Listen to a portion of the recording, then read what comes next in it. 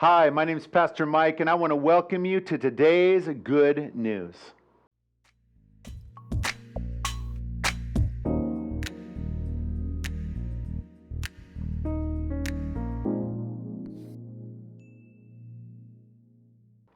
Well, in our Bible verse today, the author Solomon is going to bring up the word laugh.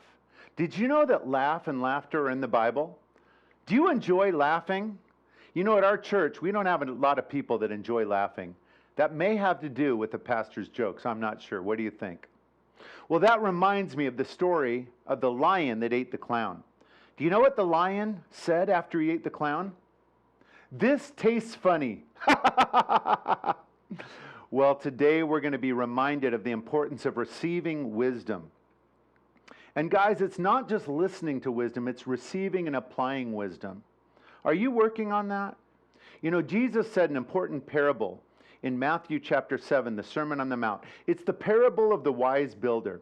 And do you remember what the wise builder did that built his house on the rock? He not only heard God's wisdom, but applied it.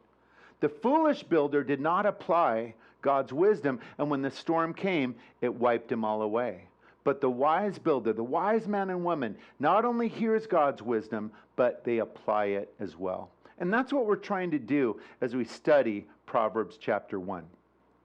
So if you have a Bible or a phone handy, our verse today is Proverbs 1:26. Proverbs 1:26, let me read it to you. "I will laugh at your calamity, I will mock when your terror comes." Now the first time I read this verse, I was like, ooh, that's kind of mean.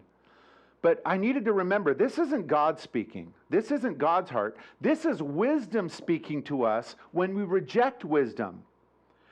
The result of rejecting wisdom is right here. "I will laugh at your calamity, I will mock when your terror comes."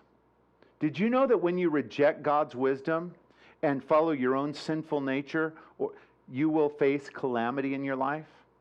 Did you know that when you refuse to apply God's wisdom, but walk in sin and make decisions based on your flesh, you're going to face terror?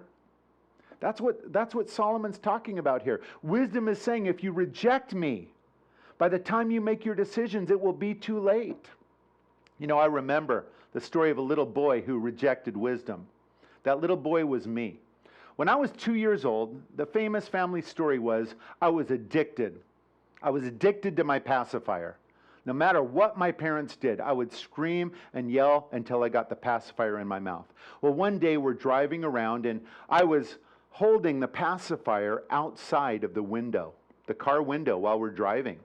And my mom said, "Michael, don't put that pacifier outside the window. If you drop it, we'll never give you another one." Well, I put that pacifier outside the window, looked at my mom, and I let it go.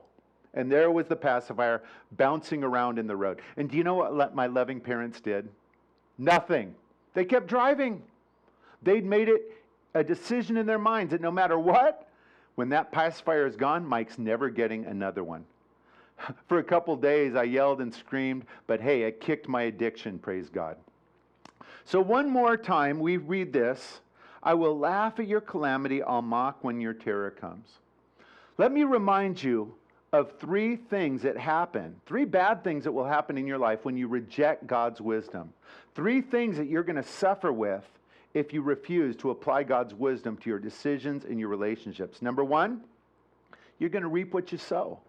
Galatians 6:7, Paul says we will reap what we sow. When we make decisions based on sinfulness, on flesh, on our own desires, when the decision's been made, it's too late. It's now time to reap that bad decision that we've sown. And that's what this verse is talking about. Number two, shame. When you base decisions on sinfulness, guys, you will bring shame to yourself, to your God, to your family, to your church. Number three, you're going to miss out on God's best for your life. The good news is God has a great plan for your life. He loves you. He wants to use you. But when you make foolish decisions, sinful decisions, you walk outside of God's will for your life. You miss out on God's best. I want to encourage you today. You're going to have 100 different decisions to make today. Listen for God's wisdom. And not only that, but apply God's wisdom to your life. And that's today's good news.